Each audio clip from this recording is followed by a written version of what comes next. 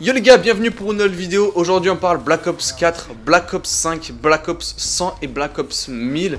On a beaucoup de choses. La semaine dernière j'avais déjà fait la vidéo en fait quand l'information est sortie, mais j'ai décidé de supprimer cette vidéo parce que je voulais élaborer sur certaines choses par rapport à Black Ops 3 dont je me suis rappelé, donc des easter eggs et comme en fait le bon moment, donc vous allez bien voir ça. Et déjà, qu'est-ce qui se passe avec Black Ops 4?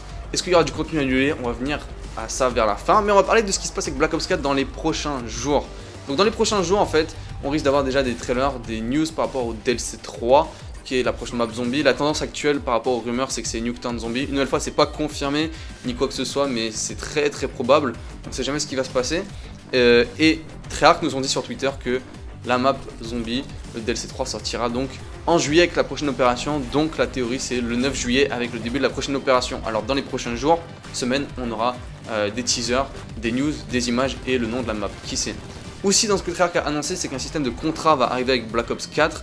Alors permettant aux joueurs de débloquer plus de contenu. Et ça concerne les joueurs zombies parce que les joueurs zombies pourront compléter ces contrats. Et c'est très important parce que enfin les joueurs zombies pourront débloquer des largages, de ravitaillement, du multijoueur ou des réserves comme Treyarch l'appelle dans Black Ops 4. Et en fait ce qui est bien c'est que dans les largages il y a du contenu zombie, il y a des camouflages, il y a des trucs en zombie.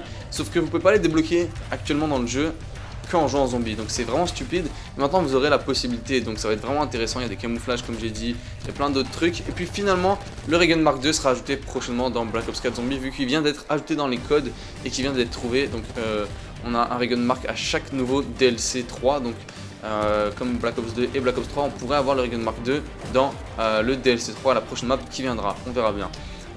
Mais aujourd'hui je vais parler de la news que vous avez tous entendu partout, qui est discutée depuis un mois. Black Ops 5. Non, c'est pas une blague. Black Ops 5 arrive ou un prochain Black Ops. Ça avait été reporté par des reporters qui ont des informations de chez Call of Duty en fait, comme quoi Treyarch est maintenant le leader du jeu en 2020 à la place de Sledgehammer. Ils sont supportés par Raven et font un jeu, donc c'est juste un récap rapide pour ceux qui sont pas au courant. Et puis Treyarch sur son site la semaine dernière a mis qu'ils allaient produire un jeu en 2020, donc un Call of Duty. Donc c'est plutôt confirmé. Et puis récemment The Gaming Revolutions, qui est un youtubeur anglophone, il y a une semaine, a publié des informations qu'il aurait reçues, comme quoi Black Ops 5 va venir à certaines choses. De 1 va annuler l'histoire du chaos, qui est la nouvelle histoire dans Black Ops 4 Zombie, et va l'arrêter tout simplement parce qu'elle n'a pas assez de succès. Et comme j'ai dit, l'objectif principal de Call of Duty c'est de faire de l'argent. Ils sont guidés, leadés par Activision, et c'est surtout la mentalité d'Activision, que ce soit le zombie, le multijoueur ou autre, la campagne notamment. J'ai fait une vidéo la semaine dernière pour expliquer ça. Et puis ce qu'il a dit donc c'est que deux possibilités actuellement chez Treyarch sont étudiées. La première c'était de reboot l'histoire Ether une nouvelle fois. Donc reboot c'est comme avec Modern Warfare qui sort dans 4 mois, c'est-à-dire recommencer l'histoire avec des nouveautés dedans mais en gardant certains éléments importants, notamment les personnages qui sont emblématiques. Et la deuxième possibilité c'est de faire un mode zombie avec les personnages de la campagne comme Reznov, Woods, Mason, etc. Et qui je pense sera le cas, et je vais vous expliquer un petit peu après pourquoi. Non, maintenant le problème avec le reboot, et je vais vous donner mon opinion à moi. Donnez-moi le vôtre si vous êtes d'accord avec une suppression par exemple du chaos. Mais le problème avec le reboot de l'Ether, c'est que Origins c'est déjà un petit reboot. Donc le problème d'Origins c'est qu'ils ont restart l'histoire. Le problème c'est qu'ils vont faire un reboot d'un reboot et ça montre le manque d'originalité. Comme est-ce que Treyarch savent plus quoi faire? Est-ce que Treyarch est perdu dans leurs idées? Est-ce qu'ils sont vraiment désespérés à ce point là? Je sais pas, c'est mon opinion. Je sais qu'on aime tous cette histoire, mais à un moment on est obligé de l'arrêter. On peut pas continuer et élargir et tout le temps voir ces personnages et cette histoire et cet univers. À un moment ça fonctionne plus. Donc maintenant la deuxième possibilité, comme j'ai dit, c'est de relier la campagne au mode zombie. Et on va faire un retour dans le passé, dans un passé proche. Et je parle pas de ce jeu de merde, je parle de Black Ops 3. On va faire un retour là-dedans. Parce que Black Ops 3 est bourré d'histoires, d'easter eggs et de connexions. Et surtout, une chose qui est très importante à voir dans Black Ops 3 que peu de gens savent, c'est que la campagne est connectée au mode zombie et inversement. Très bizarre, on n'a d'ailleurs jamais eu aucune explication de pourquoi et comment ça marchait. On n'en a toujours aucune, donc je ne pourrais pas vous donner une explication.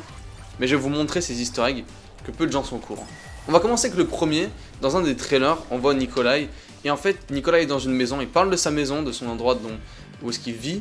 Et c'était le trailer pour le DLC 1. C'était un teaser plutôt pour le DLC 1 d'Arizendracht. Maintenant, le gros problème en fait, c'est que cette maison est aussi dans la campagne de Black Ops 3. Donc ça cause un problème. Comment ça se fait que Nikolai et sa maison sont dans Black Ops 3? Il y a une connexion évidente parce que la maison est copié-collé du trailer. C'est particulier.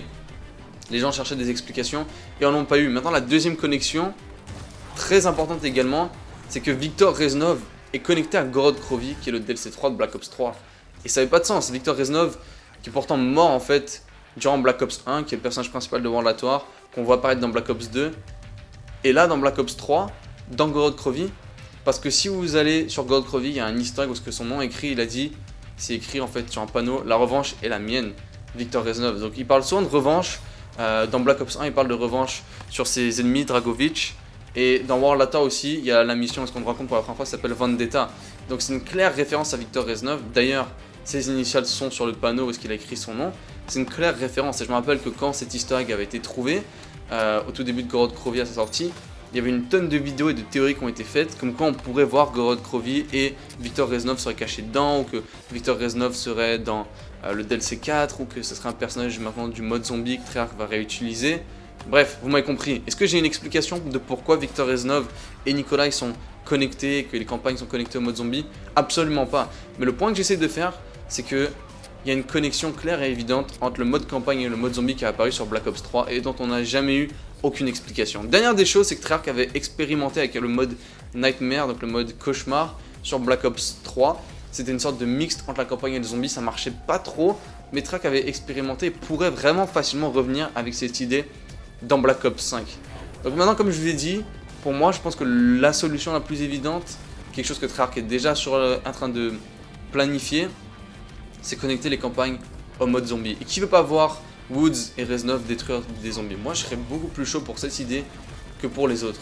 Mais une nouvelle fois, comme j'ai dit, j'ai pas d'explication pour cette campagne et ces connexions, et ça serait une chance de la part de Treyarch d'élaborer sur pourquoi ils ont décidé de faire ça subitement sur Black Ops 3. Black Ops 2 et Black Ops 1 n'ont pas de connexion en mode zombie. Pourquoi directement il y aurait une connexion à partir de ce moment-là? Vous voyez ce que je veux dire? Ça n'avait pas de sens, c'est un petit peu bizarre. Donc maintenant, l'autre chose que je voulais parler, c'était le contenu qui va être annulé ou repoussé sur Black Ops 4. Donc, on a payé pour le DLC 3 et 4 qui vont arriver. Donc maintenant, on a eu les rumeurs, comme je t'ai dit, de Zombies Chronicles 2 et de nouveaux modes de jeu. Je sais pas exactement ce qui se passe avec. Dans Chronicles 2, on est censé avoir notamment les anciennes maps de Black Ops 2, mais également 2 nouvelles maps du chaos. Alors, avec cette news, déjà, comment Treyarch vont faire pour bosser sur Black Ops 4, Black Ops 5 et la deuxième saison de Black Ops 4? Première des questions. Deuxième des questions, si l'histoire du chaos est annulée, est-ce que ça veut dire que ces 2 nouvelles maps du chaos qu'on était censé avoir, visiblement dans Chronicles 2 ou peu importe le nom de ce deuxième Season Pass, vont être également annulées, ou ils vont juste nous donner ces 2 maps pour offrir une sorte de conclusion au chaos et arrêter tout simplement? Donc maintenant, le gros problème et la raison pour laquelle j'évoque ça, c'est que sur Twitter, il y a David Vanderark qui est la face de Treyarch, du multijoueur et du Blackout. Pendant des années, il a été le numéro 1 de chez Treyarch. C'est lui qui représente Treyarch, c'est lui le visage de Treyarch, c'est vraiment lui le numéro 1. Il a posté un tweet récemment. D'ailleurs, il est dépressif en ce moment. Il poste des tweets comme quoi il est triste et comme quoi tout le monde déteste Black Ops 4. Mais il a posté un tweet qui est celui-là. Et il dit exactement que pour l'instant, il va vider son esprit pour travailler sur le prochain jeu qu'ils font et réparer les erreurs qu'ils ont faites sur Black Ops 4 dans ce jeu. Non, maintenant, qu'est-ce que ça veut dire? Ça veut déjà dire que Treyarch a la tête tournée vers le prochain Call of Duty. Non, maintenant, une nouvelle fois, comme je vous ai dit, lui, il est plus niveau multijoueur et niveau Blackout. Donc, le zombie, ça ne le concerne pas. Le problème du mode zombie, c'est qu'on a absolument personne sur Twitter qui bosse sur le mode zombie et qui communique avec la communauté. Donc, on peut pas vraiment savoir exactement ce qui se passe avec le mode zombie. Mais si Treyarch sont déjà en train de bouger, en tout cas, l'aspect multijoueur et Blackout sont en train de bouger vers le prochain jeu qui sort dans 1 an et demi, est-ce que Treyarch est déjà en train d'abandonner Black Ops 4? Est-ce que l'équipe déjà du zombie va bouger aussi sur le prochain projet et s'attaquer à Black Ops 5 ou peu importe le nom, on va l'appeler Black Ops 5 par défaut? Est-ce que c'est le cas? Et si c'est le cas, qu'est-ce que Treyarch peut supprimer? Treyarch nous a promis, comme on l'a dit, le système de faction, mais ils peuvent l'annuler totalement ou le reporter pour longtemps. En fait, le système de faction devait sortir durant le mois de mai, mais ça n'a pas été le cas. Donc il a encore été repoussé pour la 4e fois. Est-ce que pour de bon il sera annulé et supprimé, repoussé sur Black Ops 5? Qu'est-ce qui va se passer? Également Zombies Chronicles 2, est-ce que Treyarch va annuler certaines des maps, voire totalement l'annuler? Je sais que certaines personnes ont littéralement Black Ops 4 pour ça. Le problème c'est que Treyarch nous ont jamais dit exactement qu'il allait avoir un Chronicles 2. Donc s'ils l'annulent, ben, on n'a rien payé, ils peuvent le faire s'ils veulent. La seule chose qu'ils sont obligés de nous donner, c'est le DLC 3 et 4 vu que on a déjà payé en achetant le Season Pass. Donc qu'est-ce qui va se passer par rapport à ça? Honnêtement, j'ai pas la réponse, c'est très flou, mais vous pouvez voir par vous-même que, en tout cas, certaines personnes de chez Treyarch sont déjà en train de bouger de chez Black Ops 4, on dirait. Donc donnez-moi votre opinion par rapport à tout ce que je vous ai dit aujourd'hui. Et que pensez-vous de tout ça? Merci d'avoir regardé et je vous dis ciao, on se retrouve vite pour d'autres vidéos. Peace.